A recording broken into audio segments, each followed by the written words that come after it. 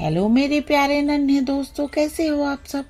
बच्चों, आज जो कहानी मैं आपके लिए लेकर आई हूँ उस कहानी का शीर्षक है ऊंट की गर्दन। तो ये कहानी शुरू करते हैं। अकबर बीरबल की हाजिर जवाबी के बड़े कायल थे।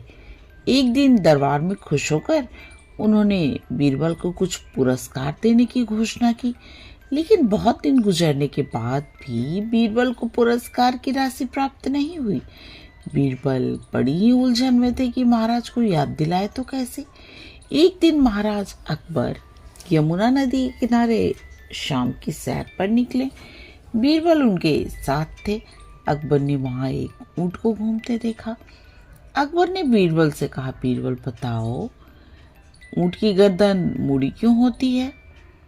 बीरबल ने सोचा शायद महाराज को उनका वादा याद दिलाने का ये सही समय है।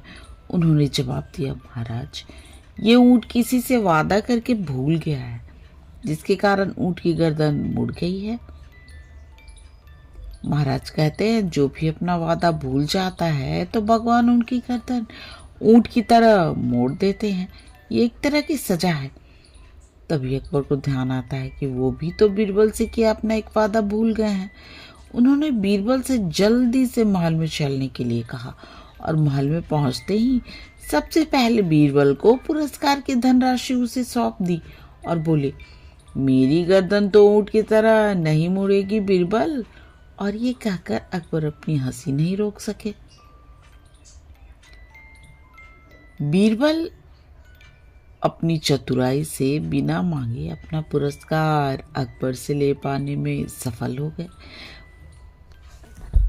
बच्चों, और ये है अकबर बीरबल की दूसरी कहानी, जिसका शीर्षक है छोटा बांस बड़ा बांस।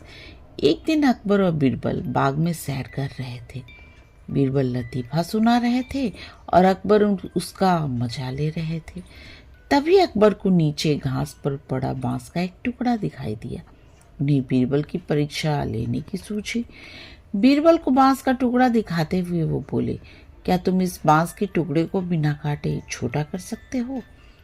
बीरबल लतीफा सुनता सुनाता रुक गया और अकबर की आंखों में झांके। अकबर कुटिलता से मुस्कुराए। बीरबल समझ गया कि बादशाह सलामत उससे मजाक करने के मूड में है। अब जैसा बेसिस पैर का सवाल था तो जवाब भी कुछ ऐसा ही होना चाहिए था। बीरबल ने उधर उधर देखा। एक माली हाथ में लंबा बांस लेकर जा रहा था। उसके पास जाकर बीरबल ने वह बांस अपने दाएं हाथ में ले लिया और बादशाह का दिया छोटा बांस का टुकड़ा बाएं हाथ में। बीरबल बोले, हुजूर, अब देखिए इस टुकड़े को, हो गया ना बिना काटे ही छोटा। बड़े बांस के सामने ये टुकड़ा छोटा तो दिखना ही था। निरुत्तर बादशाह अकबर मुस्कुराकर उठे। बीरबल की चतुराई देखकर उन्हें गले लगा लिया। बच्चों, अगर आपको ये कहानी पसंद आई तो प्लीज़ मेरे चैनल को सब्सक्राइब करो और मेरे प्यारे नन्हे दोस्तों, आप आराम से सो जाओ और सपनों की दुनिया में खो जाओ। गुड नाइट मेरे प्यारे नन्हे दोस्तों, गुड नाइट।